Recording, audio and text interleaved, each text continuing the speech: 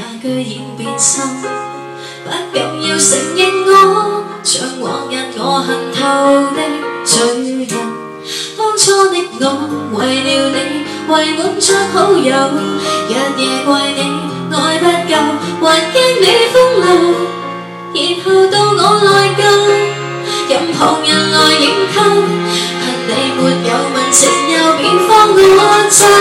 誰都會想，怎知一拍便會想，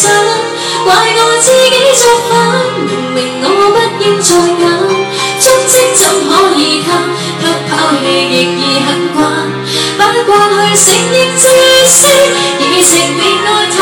艱，遲早要散，散不清除未算慘，我卻要將別人斗膽一腳踏兩船，想想愛是又啱，無言莫再解釋，自廢了承諾是否太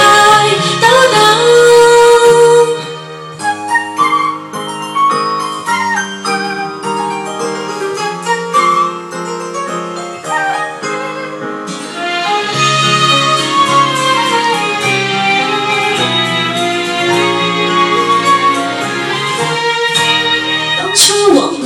未拍拖，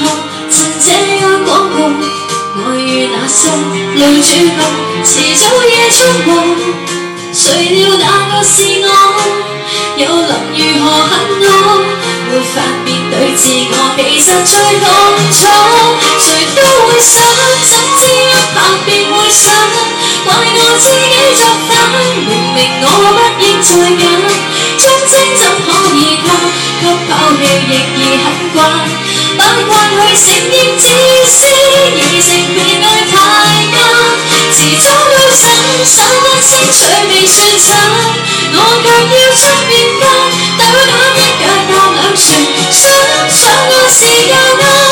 無言莫再解釋，自廢了承諾是否太斗膽？何苦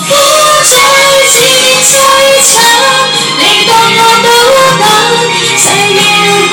與我禮禮，仍然從不怕被人話，從未做過玩家，但我卻誠實認真去玩。真心相愛未見得，為了太英俊，換掉角色，也許你都會包容。我到今天知道，為情而淪落了，在背後確實有些苦衷，不可不信。